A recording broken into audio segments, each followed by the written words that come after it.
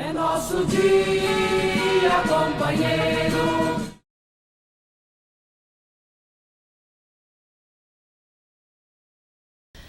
Então, meu nome é Arlete. Acho que assim, fazer memória da nossa história, né, a história da nossa classe é importante. E tem algumas vivências da gente na militância, antes da militância, que gostaria de pelo menos um pedacinho fazer memória. O meu despertar, né, social, para ter um olhar social, de entender o que era essa realidade, começa lá no grupo de jovens, nas comunidades eclesiais de base, com a teologia da libertação. E aí a gente tinha um grupo, né, que discutia, se inteirava, se interessava, mas uma coisa muito forte que aconteceu, que nos chamou muito a atenção, e eu acho que foi um salto no nosso despertar, foi que a gente vivia a ditadura, quando o Valdemar Rossi foi preso e o Ademir de São Mateus, o Valdemar na Vila Formosa, o Ademir em São Mateus. E a gente, aquela garotada que, né, adorava os dois e via eles ali comungando com a gente, como pode? E aí a gente foi dando um salto de tentar entender a realidade. Aí veio o Valdemar Rossi, um operário metalúrgico de muito respeito, aí a gente foi se inteirando, se apropriando, entendendo um pouquinho o que era aquela ditadura, né, ao lado da nossa história de classe. E aí a gente foi se engajando mais, e aí a gente foi promovendo mais debates e se envolvendo e se aproximando, né, dos movimentos sociais que a gente já participava, movimento de moradia, movimento na luta pelo transporte, os movimentos populares, os movimentos de bairro. Isso numa juventude, bem juventude mesmo. E nesse despertar, né, a gente se aproximou dos metalúrgicos de São Paulo. Primeiro, era uma época brava, era uma época difícil pra caramba, assim, de muita repressão, de muita violência, de muita prisão. Então, mesmo antes da gente ser metalúrgicos, a gente, em apoio aos metalúrgicos, quando, por exemplo, visitavam fábrica, não era raro alguém ser preso no movimento que estava entregando algum material, etc. Então a gente ficava do outro lado da rua, de preferência achar um ponto de ônibus para ficar observando se alguém ia preso, para tentar o máximo de dados para informar, né, por algum telefone dos direitos humanos. E a gente foi se aproximando, discutindo, entendendo o movimento, somando com a luta popular que a gente já fazia, até que depois eu comecei a trabalhar também na indústria metalúrgica. Então foi uma caminhada de grupo de jovens, de debates, de discussão com alguns companheiros. O meu irmão, Paulo César, já militava, já tinha também uma discussão que trouxe grande contribuição para a gente, e isso foi se somando. E aí eu acho que assim me lembro agora fazer memória nesse momento que eu me torno metalúrgica. Acho que tem aspectos importantes da nossa luta naquele momento.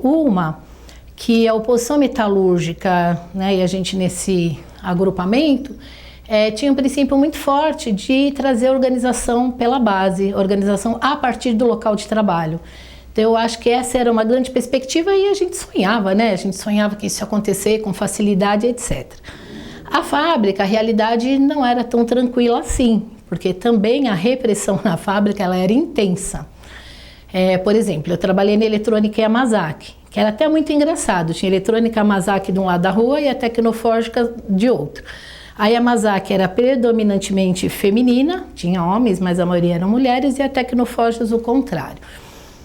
Na eletrônica Yamazaki, a gente era vigiado o tempo inteiro. Eu me lembro assim, né, dos primeiros dias de trabalho, eu sentada, a gente sentava na cadeira 10 minutos antes, reconhecendo um pouco o ambiente, vendo quem eram os colegas de trabalho e tal.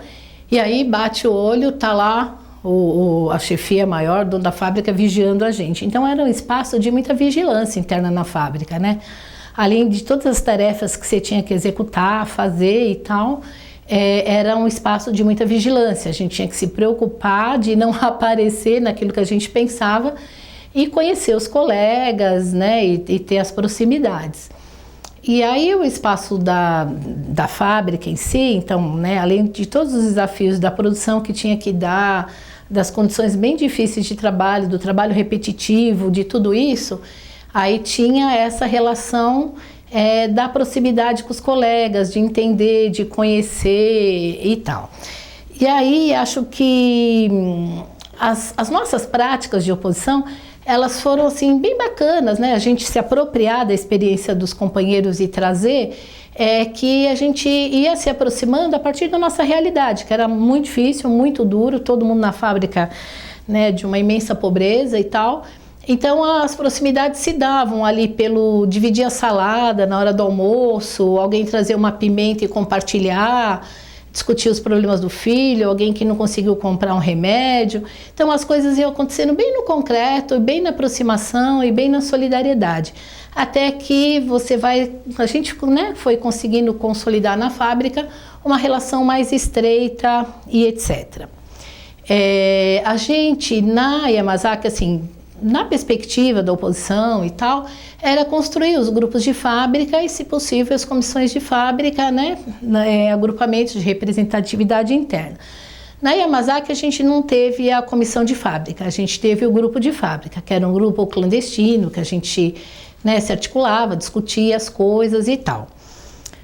E as nossas observações internas, assim, alguns instrumentos, eu acho legal fazer memória que, puxa vida, dava assim, eram os materiais externos. A gente não podia chegar na fábrica com material, essa linha mais ou menos, a gente não podia chegar com material, mostrar, e até a gente ainda, sem conhecer os colegas, não sabia o que podia abordar, o que não podia, era o momento da ditadura ainda. Então tinha um boletim produzido pela oposição, que era o chamado Pegando no Pé. Então, por exemplo, Pegando no Pé da Yamazaki. Ora, quem levava as informações? Quem estava na fábrica. Por exemplo, na sessão, todas as sessões, era um galpãozão assim, a Yamazaki. Para você ir no banheiro, tinha uma pilastra, um poste, a gente chamava do poste da luz. E tinha uma lâmpada mesmo. Quando você tirava a chave do banheiro, acendia a luz. Então, para você ir no banheiro, você tinha que olhar lá no poste se a luz estava acesa. Se a luz estava acesa, você não levantava para ir no banheiro, porque já tinha gente. Quando a luz estava apagada, você pegava. Então, por exemplo, essa era uma denúncia que a gente fazia. Podia estar morrendo de vontade de fazer xixi, mas não podia. A outra coisa era o tempo de esquentar as marmitas. Então, o lugar de esquentar a marmita era muito pequeno. Então, para você comer, você tinha que gastar um pedaço da sua hora de almoço esquentando a marmita. Então, várias coisas que aconteciam, acidente de trabalho, tinha a caldeira lá, então, volta e meia, alguém se machucava. Então, eram questões que a gente fazia denúncia e o boletim era escrito. Quando chegava, pegava fogo. Aí o nosso trabalho interno vinha um companheiro de outra fábrica entregar e ficar naquela observação, né? Puxa, como tal fulano reagiu, como não reagiu, como a gente se aproxima, como a gente dialoga. Então, nessa organização de fábrica, que eu acho que era uma característica muito forte da oposição, a organização a partir do local do trabalho, era essa proximidade com os companheiros, com os colegas da fábrica. Pela questão que eu chamo aqui de afetiva, mas era uma afetividade solidária, solidariedade de compartilhar, as pessoas se aproximavam pelas ações solidárias, e politizando isso, né, através da observação das manifestações e da gente chegar. Então, eu acho que esse é um aspecto bastante importante da organização a partir do local de trabalho. E olha que eu acho que assim a gente passou por um período bacana, lembrando que a gente estava na ditadura. Por exemplo, quando tinha as assembleias, então, né, era mobilização geral e tal, e a gente veio, me lembro uma que foi na Celso Garcia, num cine, eu não lembro o nome do cinema, mas saiu uma pauleira do caramba, e tinha muita gente da minha fábrica, Cine Roxy. Tinha muita gente da minha fábrica e da fábrica da Tecnoforjas também, e das fábricas da região, porque acho que depois vale a pena falar o capítulo da organização ali da nossa região. A gente foi e a gente era, né, a gente ainda era muito jovem, não tinha experiência de algumas questões, e os companheiros da fábrica e as companheiras muito menos, porque como você pensa que você vai para uma assembleia do sindicato para apanhar, para ser ameaçado, sabe? Até as pessoas compreenderem o que era aquilo que a gente estava vivendo, né? Então a gente, naquela assembleia, por exemplo, nossa, teve uma pauleira, apagaram a luz e eu inocentemente chama a polícia, caraca, a polícia já está aqui, já está aí sem a farda, mas já está aqui. E aí a gente com a preocupação de levar os colegas mais novos, que estavam começando a participar, para os ônibus, né, para não apanhar, mas também preocupada com os companheiros que ficaram dentro do Cine Rocks. As meninas da fábrica, eu lembro que seguravam na minha mão e falavam, não vai, não vai, não vai. E a gente, calma, tá tudo bem, tá tudo bem. E voltava e era pau, era a gente apanhando e tal. Então a gente vivia, né, esse momento intenso de muita repressão. O sindicalismo era, né, o Joaquinzão, a sua turma, não era dialogando que as questões eram resolvidas, era no pau mesmo, era no chute, era muita coisa brava aconteceu. Mas nesse processo de organização que eu falo, assim, a gente conseguia encher ônibus, né? Os ônibus vinham lotados e a gente vinha junto e era muita alegria. Eu vou dizer que a gente enfrentava a ditadura, mas tinha uma alegria do encontro, uma alegria de participar, uma alegria de ir junto. Então, quando a gente voltou do Cine Rocks, eu lembro que o ônibus foi deixando as pessoas, né? A gente, que era um grupo mais de militância, ficou por último. Então, o ônibus seguiu até São Mateus, deixando todo mundo. E quando a gente voltou, voltamos junto eu e a Delma, que também vai dar um depoimento, a gente foi seguida. Então, tinha algum carro seguindo o nosso ônibus. E aí a gente não foi para casa, era tarde da noite, a gente ficou dando volta, andando, fomos até para casa de outra companheira para não voltar para nossa. Então a gente vivia esses momentos, sabe? Então lutar, resistir, ficar com medo, enfrentar, eram situações muito juntas. E nessa organização, considerando a organização pela base, a gente participava, eu chamo de setor Tatuapé, mas era PEN, a Edi me lembrava pouco. E como a gente, né, a nossa perspectiva era a organização pela base, tinha um agrupamento de fábricas nessa região do Aricanduva. Então a gente criou um subsetor para tentar arrumar um local para as reuniões, para desenvolver algumas atividades que aproximassem os trabalhadores ali no setor Aricanduva. Então a nossa relação se deu, né, muito próxima. E a gente tinha uma militância na região de São Mateus, nas comunidades, no movimento popular.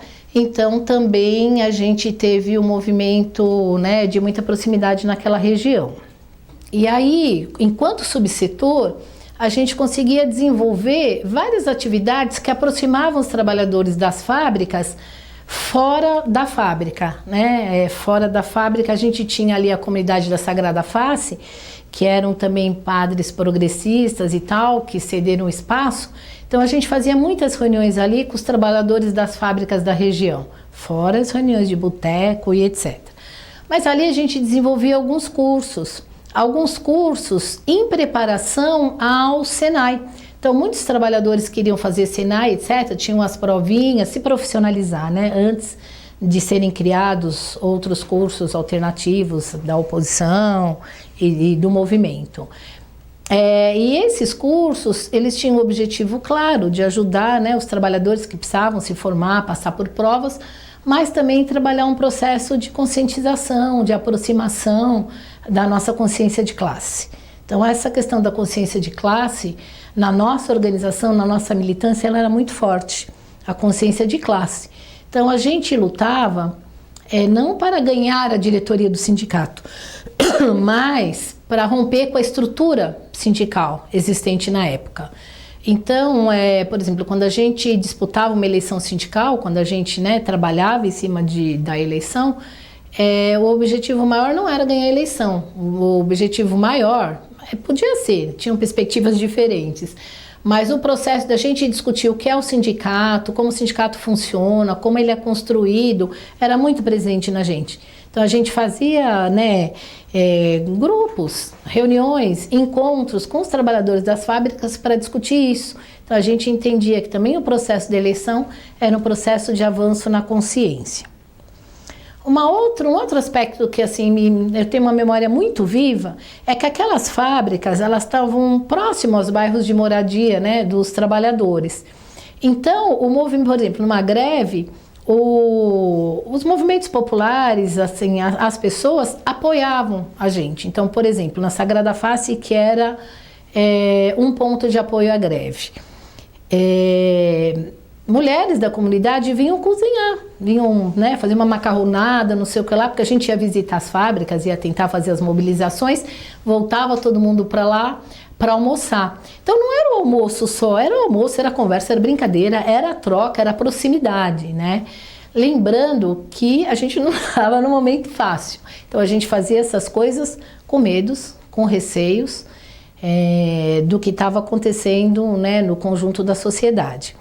E também a nossa participação no bairro tinha uma ligação muito forte, porque a gente também continuou muito próximo, apesar de naquele momento eu não participava da pastoral operária, mas dos grupos de pastoral operária, que também ajudavam, que contribuíam muito nas reflexões da consciência de classe. Então, às vezes a gente começava a conversar com um colega numa determinada fábrica, visitando, puxa, mas... né, alguém passava a ponte, ele participa do grupo da pastoral, não sei aonde, então tinha uma proximidade muito grande, tinha uma construção muito conjunta.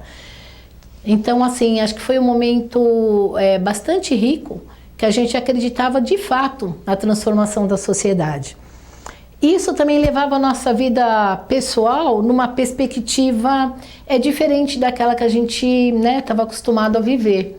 Naquele momento, a gente construiu ali naquela região algumas casas coletivas. A gente chamava a casa que a gente morava de casa das meninas, tinha a casa dos meninos. E esses espaços das nossas casas eram espaços de troca, da gente receber os amigos, da gente conversar, da gente trocar ideia, da gente... então, essa construção, eu acho, é o que a minha memória traz, que era uma construção de militância muito viva, né? Ao mesmo tempo que a gente tinha medo, a gente tinha uma proximidade muito grande, a gente construía afetividades e resistência. E aí não foram poucos os colegas que foram demitidos, né, em função das lutas e etc. Mas também tinha a construção de um fundo de solidariedade.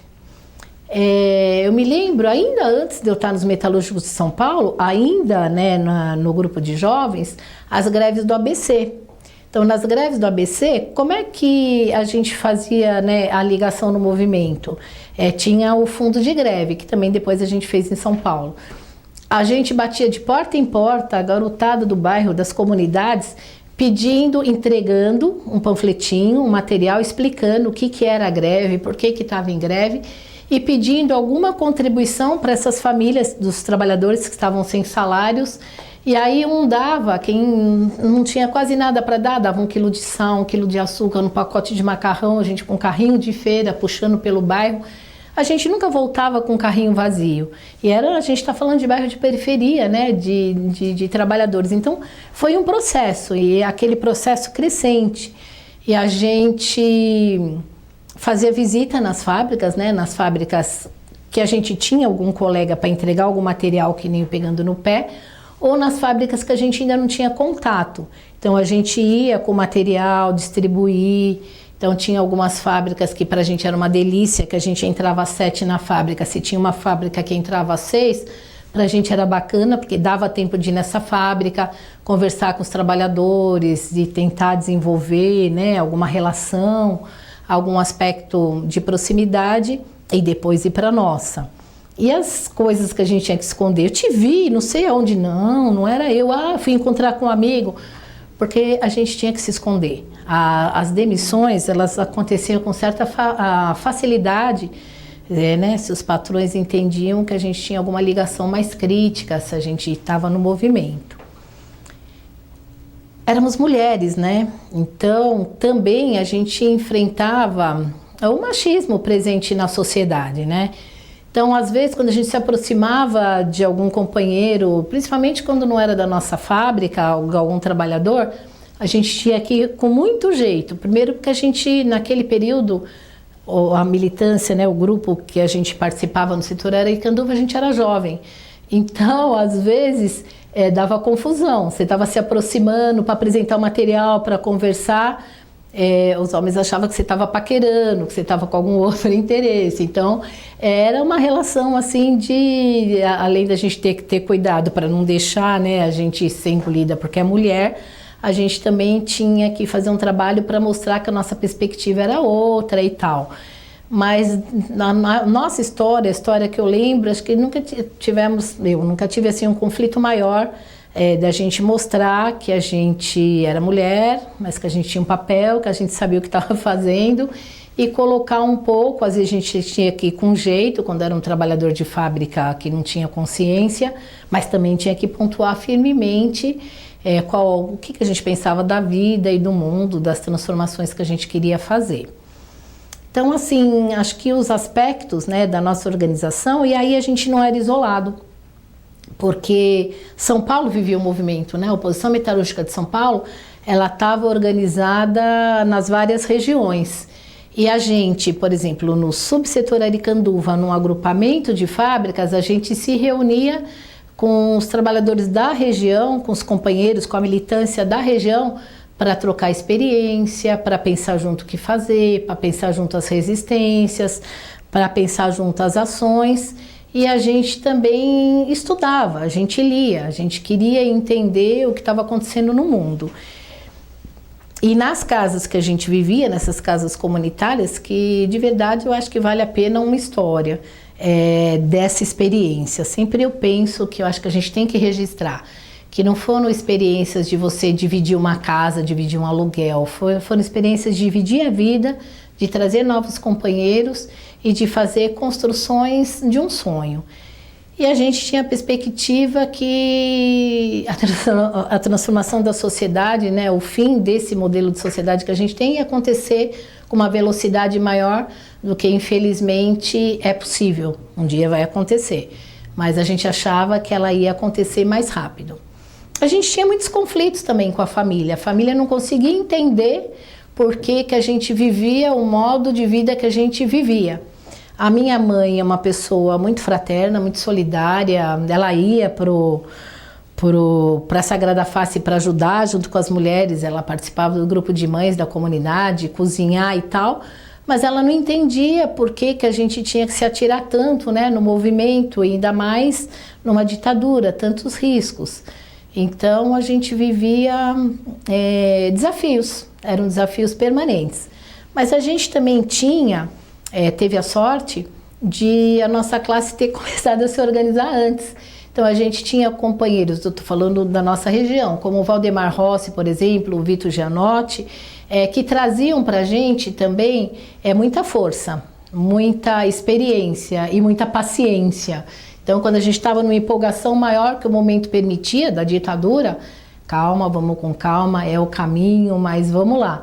E ao mesmo tempo se encantavam com a nossa mobilização e nosso movimento. Então esse casamento, né, de nos puxar e de nos ajudar a perceber o momento, acho que foram de extrema importância para a nossa organização.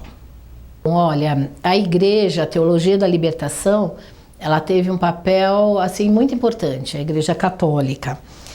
Tínhamos as comunidades eclesiais de base, numa linha progressista, e algumas figuras, né, muito fortes ali. Ali na nossa região tinha a irmã Patrícia, mas assim, com muita força e com muito olhar, acho que sobre a gente, tinha Holly, tinha a irmã Holly, uma americana no Brasil, que usava um óculos de gatinho para não chamar a atenção de ninguém. Ela usava um óculos de gatinho e foi ser operária, inclusive. Veio trabalhar. Mas nas comunidades, elas nos apoiavam muito nas nossas ações, porque também tinha conflitos. Era a Igreja, a Teologia da Libertação, mas às vezes os padres entendiam que a gente também não podia ultrapassar, né, assim, uma estrutura. E algumas pessoas, como a Holly, nos ajudou muito a avançar, a entender o mundo, a nos possibilitar, né, a organização que a gente estava trazendo, os debates e nos aglutinar, e nos apoiar e nos puxar. Não dá para esquecer também o Newton. O Newton era um membro da comunidade que ele acompanhava os jovens, um nego lindo, maravilhoso, que também pegava a nossa mão e puxava e também caminhava junto. Então a igreja teve um papel de contribuir para despertar muitas consciências. Nos grupos de jovem, a gente tinha um grupo de jovem, depois a gente tinha um engajamento popular muito grande, então a gente foi criado ali o grupo de jovens do Movimento Popular, Então tinha o grupo de jovens e o grupo de jovens, os jovens, a pastora da juventude do movimento popular. Então, assim, foram experiências muito ricas, que nos fizeram conseguir enxergar o mundo, enxergar o que era a gente como classe e ter uma perspectiva classista, né? Porque às vezes a gente entendia que as coisas estavam erradas, mas está errada por quê? Está errada como? Então a gente, né, o papel também da igreja na denúncia, né? Era um momento que não se podia falar. E um comentário na própria missa do padre se reportando ao que aconteceu com Valdemar Rossi e poder entregar uma carta na saída da missa, isso teve um papel importante na denúncia nos tempos muito bravos mesmo. E foi gerando, né? Foi gerando, não digo um clima, mas uma possibilidade de organização que foi nos impulsionando a acreditar, entender a sociedade, entender o porquê que a sociedade era assim e a gente entender também que só a partir da organização, a organização no local do trabalho, a organização nos bairros, que a gente ia conseguir construir aquilo que a gente sonhava, aquilo que a gente queria. Eu trabalhava na Yamazaki, quando o Papa veio no Brasil e o Valdemar Rossi falou em nome dos operários. Foi um movimento muito bonito. O Valdemar Rossi, né, foi acho que escolhido pela igreja, indicado, não lembro como foi o processo, mas eu acredito que foi indicado. Dom Paulo, em São Paulo, tinha uma força, Dom Angélico, os bispos progressistas. E aí, quando o Valdemar Rossi vai fazer o discurso, ele constrói a fala dele junto com o conjunto da oposição e dos trabalhadores. Então, quando se a gente pega o discurso do Valdemar Rossi, um operário católico, né, e metalúrgico, é muito forte. Eu me lembro que na fábrica que eu trabalhava, na época eu trabalhava na Eletrônica Yamazaki, a gente fez um grupo para ouvir o Valdemar. Não me lembro se todo mundo conseguiu entrar, porque tinha uma discussão, vai um grupão, vai um grupinho, porque mobilizava, né? E a fala do Valdemar foi muito forte naquele momento. Ele botou o dedo na ferida classista e, enfim, aí tem muita história para a gente lembrar, né? Porque o próprio processo de como eram as eleições, o Valdemar, por conta de ter feito discurso para o Papa, por exemplo, né, para a Pelegada, ele era o marginal que usava o Santo Papa como cabo eleitoral. E aí a gente respondia, né, eu não me lembro de todas as falas, mas que era o contrário disso, né? Ele usou a sua representatividade enquanto cristão, operário, metalúrgico naquele momento, para dar um recado que precisava ser dado sobre a situação dos trabalhadores, sobre a situação da nossa classe. Então, acho que foi um momento bastante importante também. Foi ônibus, não foi ônibus alugado não, porque também não foi, pelo menos a gente ali não foi, a gente não foi. Mas foi as peripécias de se encontrar, de pegar um ônibus, depois de pegar outro ônibus, né? Então, eu me lembro que foi mobilização. Então, assim, também tinha gente de comunidade que trabalhava na fábrica, a irmã de alguém que ia, convidou a irmã que trabalhava na fábrica. Então, as coisas foram acontecendo, né, nessa ligação. Então, a gente foi com um sanduíche com pão de mortandela embaixo do braço, se trocando as coisas e conversando bastante. Conversando sobre quem era Valdemar, sobre o porquê, né, da vinda do Papa, sobre o porquê que era importante aquele momento, aquele encontro. Isso. A campanha nas fábricas, eu acho que assim, não sei se eu me reportei, mas estou falando sobre as eleições, era um momento rico de discussão, porque a gente tentava pegar todo o material que chegava na fábrica, a partir dele a gente tentava ver quem recebia, quem não recebia. E era forte, né? Porque a gente sofria uma repressão muito violenta. Então, na apuração, por exemplo, não me lembro agora se foi numa apuração ou foi numa assembleia. Deixa eu acabar de contar da eleição, depois eu vou contar dessa assembleia que teve, que quase pegaram uma companheira nossa, a Tereza, para bater mesmo, né? Tinha os batistaca, né, como a gente chamava do Joaquinzão. Então, para enfrentar a discussão, a gente enfrentava com a coragem que precisava ter, eu chamo de coragem, né? Quem ia falar, eu não era de falar, de me expressar porque tinha os companheiros delegados para falar das regiões, mas precisava ser de uma grande coragem, porque saía de lá de falar, tinha que ficar todo mundo prestando atenção em quem saiu para não apanhar. E nas eleições, a gente aproveitava nesse momento para conversar nas fábricas o que era eleição, o que era aquilo que estava chegando, o que a gente queria, o que era o sindicato, o que o sindicato tinha feito, como é que a gente podia participar, como o sindicato nasceu. Na Yamazaki, a gente teve um grupinho, no nosso grupo de fábrica, e a gente conseguiu agregar mais algumas pessoas para discutir como o sindicato nasceu. Mas de onde que surgiu o sindicato? O nosso sindicato foi o primeiro, então as eleições sindicais ajudou a gente nessa característica no trabalho de base. E tinha os enfrentamentos aí violentos do Joaquinzão, e pós-eleição muitas demissões, né? E aqui depois tem muitas histórias fortes, importantes, a Batalha do Carmo, as brigas que tinha, quem ia falar tinha que sair protegido. E na fala da eleição eu me lembrei de uma situação de uma assembleia, que para mim também eu tenho uma memória afetiva daquela assembleia muito grande, mas que a gente teve, antes de terminar a assembleia, a gente teve que se reunir, o grupo da Leste, né, porque a gente veio junto, e retirar uma companheira da Assembleia, a Tereza, porque tinha uma galera do Joaquinzão pronta, chegando perto para pegar de pau mesmo, para bater, porque elas tinham participado das eleições no ABC, tinha tido um conflito lá. Então, quando a gente participava de assembleia, raramente a gente chegava sozinho na assembleia e ia embora sozinho da assembleia. Por causa de como era intensa a repressão, né, até durante as assembleias. O batistaca não precisava ser a polícia declarada, a polícia a gente já sabia, a gente tomava os cuidados. Mas o sindicalismo, a gente chama de batistaca, porque eram seguranças contratados mesmo, contratados pelo sindicato, pela direção do sindicato, pelo Joaquinzão.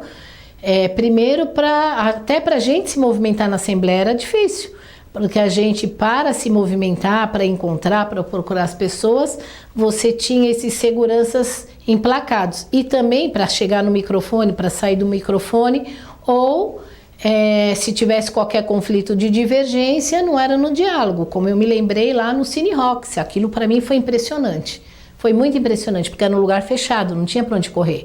E os caras estavam na porrada mesmo, eram caras grandes, de porte físico, homens, e que chutando, saímos com a canela roxa, com o braço roxo, com tudo roxo, porque não era a polícia declarada, mas tinha um papel de milícia muito forte ali para inibir, né? Para coagir, para até de impor, para nos intimidar, para por medo a gente recuar.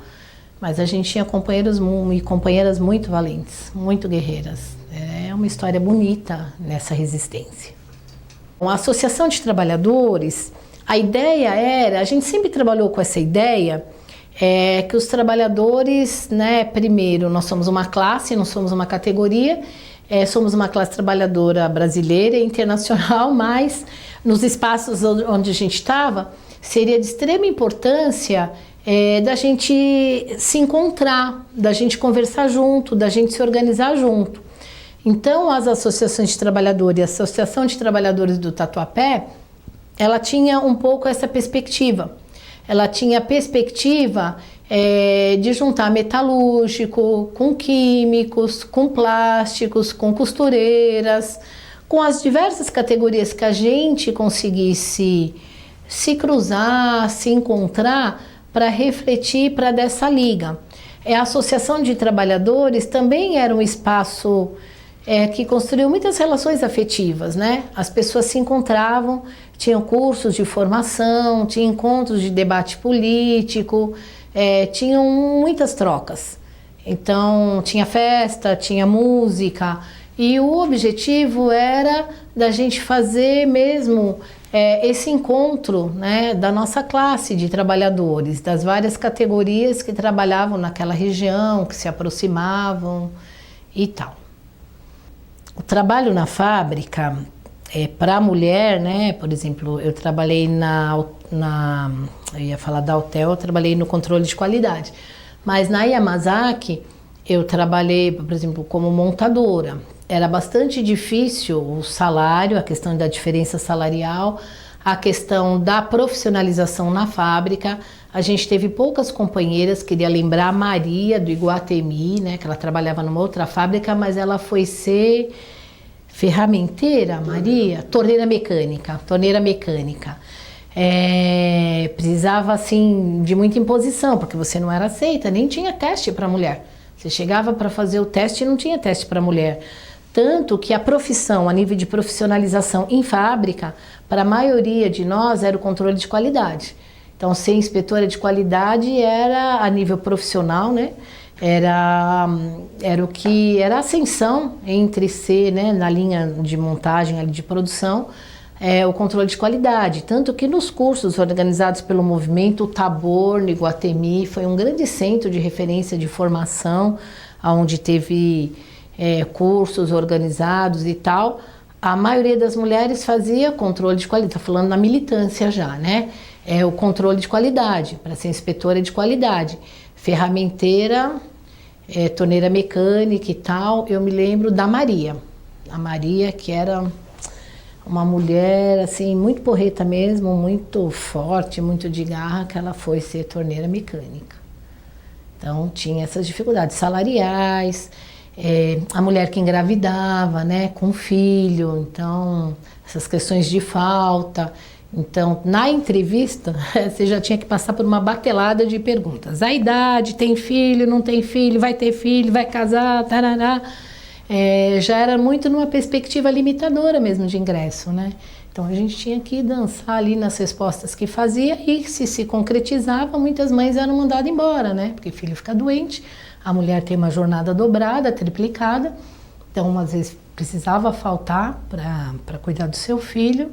E se isso se repetia, era demissão mesmo. A gente tinha uma alegria, nossa, que a memória não se apaga. A memória não se apaga. A gente tinha a Oriente entrava às 5 da manhã uma turma. Então a gente tinha que, a gente falava, né, fazer porta de fábrica. Era engraçado que era uma fábrica masculina. A Vulcão e a Oriente. Então a gente ia visitar a fábrica, então a gente saía de casa, a gente morava numa casa coletiva em 3 militantes metalúrgicos que iam visitar a fábrica e um ficava puxando o outro para levantar. E aí a gente pegava o primeiro ônibus que passava. Então a gente morrendo de sono, né, a gente ia para o Oriente. A fábrica, o pessoal chegava muito cedo e botava, assim, era a fila para entrar na fábrica, que era uma fábrica grande, as bolsinhas com as marmitas e tal.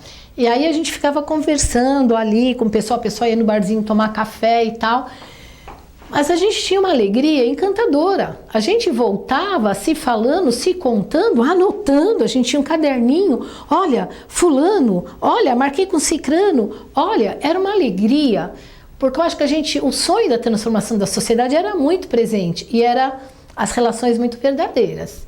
Eu acho que as relações eram de um cuidado um com o outro, de uma afetividade muito grande, né? Então a gente tinha assim o Paulo, o Celso, o Cícero, Delma, eu, a Aninha, a Edi, o Zé Maria. A gente tinha um grupo que, além de militar junto, a gente tinha uma fraternidade gigante. Então as coisas sempre aconteciam. E aí a gente trabalhava, a gente era muito respeitado. Inclusive no movimento popular, né, quando a gente começou a morar nas casas comunitárias, a gente enfrentou uma barreira de preconceito, de moralismo e tal, né? O que a gente vai fazer nessas casas? Por que a gente quer construir essas casas? E a gente enfrentou, porque a gente tinha uma seriedade muito grande. A gente não faltava no trabalho, não faltava na militância, nos compromissos da militância. E essa alegria que você fala era uma alegria que estava presente. A gente olhava para o céu, a gente conseguia ver as estrelas, a lua, sonhar com a revolução, pensar em alguém que ficou doente, pensar que tinha que trabalhar, pensar... A gente é muita esperança, eu acho que a esperança também nos movimentava muito. Me lembro uma vez, olha como que a gente consegue rir dessa situação. Nem sei se cabe aqui contar, mas eu na memória, diz que é para trazer a memória aqui, a flor da pele, estou trazendo. A gente estava em greve nos metalúrgicos. E a gente estava com a nossa casa cheia de panfleto, porque no outro dia de manhã, né, a gente ia sair entregando material para um carro de polícia na nossa porta. Aí a gente está dentro de casa, já era a casa comunitária, a casa das meninas. Aí aquela luzinha do carro de polícia rodando. E a gente lá na sala, sai daqui, não sai daqui, vai atender, não vai atender. O que a gente faz com esses panfletos? Aí a gente ia assim, engatinhando, que nem gato mesmo, né? Tentando esconder os panfletos. Olha a nossa ingenuidade. Até que a gente falou assim, não, os caras estão aí, se eles quiserem entrar, a gente tem que ver o que é. Aí eu me lembro que não sei se eu e o Cícero, eu e alguém, saímos para ir no portão. Boa noite, tudo bem? Vocês estão procurando alguém? Eles falaram um endereço que não tinha nada a ver, um nome que não tinha nada a ver. E a gente falou assim, não conhecemos, moramos aqui não sei quanto tempo, tal. Não conhecemos também ninguém na vizinhança, que não era nem o endereço. Aí a gente falou, caraca, o que esses caras queriam aqui? Foram embora. A gente pegou o violão, Cícero tocava violão, e ficamos cantando como, né? Então assim, a gente ficou com medo. A gente ficou com muito medo quando viu o carro de polícia lá. E nossa ingenuidade primeiro, vamos esconder os boletins. Era muito, esconder aonde? Os caras entravam, a gente já sabia que eles fariam o que queriam, né? Mas a gente tinha essa alegria presente, essa consciência classista também. Eu acho que uma grande coisa a gente entender que a nossa luta era de classes, que a gente estava de um lado e que não era possível ter uma transformação sem essa ruptura com a sociedade que a gente tinha. Isso para mim é muito presente, né? Nas nossas discussões, nos nossos debates. Ô, seu pelego, tá pelegando, tá aceitando isso, tá aceitando aquilo. A gente brincava entre nós, mas com respeito muito, muito profundo. O respeito também e a afetividade era uma característica muito presente. Não sei se isso veio do movimento de igreja, não sei se isso também foi sendo construído junto a quem não veio do movimento de igreja, mas isso era muito presente entre nós, né? Tem alguns companheiros da Sul que também eram presentes na Leste, por questões afetivas também, mas foram coisas boas. A questão da homossexualidade da Cidinha, ela por nosso conhecimento, por compartilhar essa experiência de vida dela, a gente compartilhou a anterior, né? Que ela era casada com Carlinhos, eles tinham 2 filhos, também na militância. Ela é uma mulher incrível, solidária até o último fio de cabelo. A gente frequentava a casa deles, a gente se encontrava, né? A gente discutia. Eu nem me lembro como surgiu essa ponte dessa relação da gente ser próximo. Todo mundo era próximo em afetividade.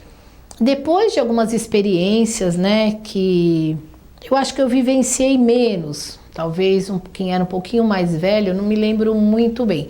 Mas algumas experiências diferentes de relacionamento, tiveram algumas separações ali, e aí a Cidinha se mostra, por exemplo, como uma identidade homossexual. Eu não me lembro de espantamento entre nós, não me lembro. Eu me lembro que a relação era tão afetiva, tão grande, de tanta proximidade, que isso não representou pra gente estranheza, estranhamento. Não me lembro. Eu me lembro que a preocupação maior nossa eram com as separações de casais, né? Que as separações trazem um pouco de sofrimento, de dor, até entenderem os seus processos e tal. Isso marcou mais, porque a gente acompanhou, né, algumas situações dessas de perto. Mas de assumir-se enquanto, claro, né, tinha conflitos, de entender e tal, mas eu tô falando do nosso agrupamento de rejeição ou de algum questionamento, eu não me lembro. Eu penso que foram processos muito ricos, né, muito ricos, mas eu acho que a soma dos depoimentos devem trazer fragmentos, né, desse processo que se juntam em algum momento e se completam. Acho que o Paulo César tem muito para falar, não sei se já falou, o Cícero, eu estou lembrando a nossa turma de lá, né? E aí tinha um outro agrupamento também, que também tinham, não dá para a gente pensar que todo mundo pensava completamente igual. Mas eu acho que tinha uma coisa que nos unia e compartilhava, era a consciência classista. Era a consciência de classe, da classe trabalhadora e do enfrentamento com o capital. Acho que a gente teve desde muito cedo, esse nosso agrupamento da Leste, né? Estou falando isso que a gente vivia, esse grande sonho, é muito presente desde o começo da nossa militância. Então eu acho que isso nos fortaleceu muito, porque não era qualquer coisa assim que nos abalava. E a gente tinha medo, não vou negar que muitas vezes a gente tinha medo, mas a esperança era maior. Então acho que assim, né, eu tô falando aqui agora, falei, puxa, mas se eu falar disso, vou desenrolar um fio grande na militância em São Mateus, na proximidade com os metalúrgicos. Tem tanta história bonitinha, por exemplo, assim, eu só vou pegar um aspecto família, tá? Família e militância. A família tinha muito medo da militância, a gente era jovem, 15, 16 anos. E a gente ia fazer, quando eu disse lá atrás, esse apoio aos metalúrgicos. Sabe como a gente tinha o Toninho, um companheiro do Centenário, que tinha uma veraneio. O veraneio é aquele carro que usava a polícia do DOPS, e o Toninho com uma veraneio. Ele ia de porta em porta, né, a nossa molecada de grupo de jovens que ia fazer apoio, pegar cada um nas suas casas. Não podia bater palma às 5 horas da manhã, acordar toda a vizinhança e acordar a família. Jogava pedrinhas na janela. Parece até uma coisa romântica, sabe? A gente ia dormir prontinha, de roupa e tudo, para sair de fininho de casa. Eu acho que isso também deu liga a gente, sabe? Uma outra história também, como a gente tinha medo e resistência, a gente fazia pichação, né? Nas greves e tudo, para chamar a atenção dos companheiros e tal. Como é que a gente ia fazer pichação com a polícia passando? Muita gente ia presa. Aí você começava uma pichação, abaixo a dita, a polícia vinha vindo, alguém avisava, tinha alguém pichando, alguém fazendo a segurança. Aí ficava lá, abaixo a dita, aí no outro dia a gente passava de ônibus em frente àquilo, não. Precisa voltar para terminar essa frase, precisa voltar, mas tinha que ter puxado o carro, a gente voltava para terminar. Uma vez, nesse grupo que a gente tinha muita proximidade, a Delma era da região Aricanduva, a gente estava fazendo uma pichação ali na região da João 23, e aí veio a polícia. Aí o nosso segurança, que era o Toninho, sumiu sem vergonha. Aí a gente foi para uma praça, com lata de tinta, com escambau. E a gente era duro. Para comprar outra lata de tinta, gente, essa é memória afetiva, tá? Para comprar outra lata de tinta não tinha grana, a gente não podia abandonar o material, a gente não podia andar com aquilo que chamava atenção. Então a gente foi para uma praça, lá da Vila Formosa, enfiou tudo embaixo do banco e a gente ficou. E o Toninho nada. Aí a gente decidiu ir embora. A gente foi descer na João 23. Quando a gente estava lá no fim da João 23, carro de polícia, o que a gente faz? Tinha um driving ali. A gente botou as latas no cantinho e ficou parada na porta do driving, arrumando quase confusão com as meninas que trabalhavam lá, até que passou o carro de polícia e a gente pegou nossas latinhas de tinta e foi embora. Então tinha muita coisa afetiva no meio, sabe? Era o medo misturado com a esperança, misturado com a resistência e misturado com a alegria. O Damião, eu tive proximidade com ele, mas não foi essa maior parte do tempo, né? Foi um tempo menor. O Valdemar, a Celinha, né? Não dá para falar o Valdemar era o militante, a Celinha era o companheiro do militante. A Celinha era a grande militante, o Valdemar o grande militante.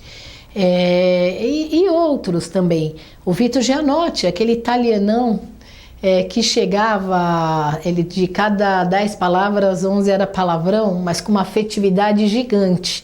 O Carlinhos Copicap também. Eram pessoas de uma força que nos inspiravam e exemplo de vida. O Valdemar foi preso, foi torturado e não desistiu. O Valdemar ia nas comunidades, ia nos encontros que a gente fazia, dar o seu depoimento do que foi a ditadura, o porquê a ditadura.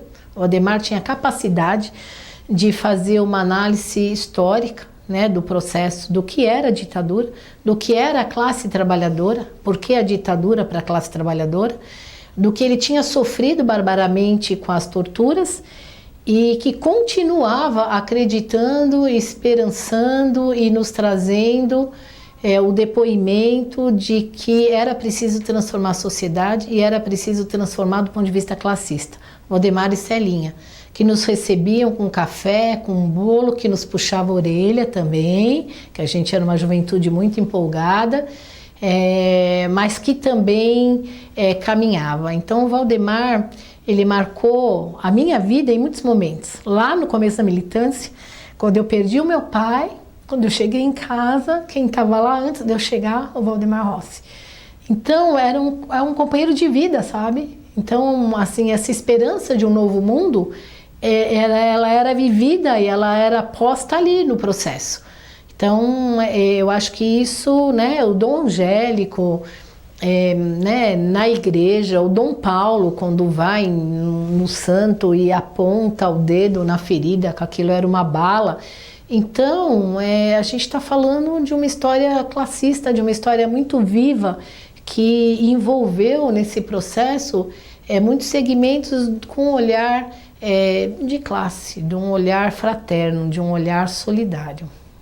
Então eu destacaria o processo da construção da organização a partir do local do trabalho, a democracia operária, então a aproximação afetiva e solidária com os trabalhadores, então não era um discurso, era uma vivência, mas também com a perspectiva política de transformação da sociedade a partir dos locais de trabalho e respeitando esse processo histórico. E aí as experiências foram sendo vividas, enriquecendo a nossa vida.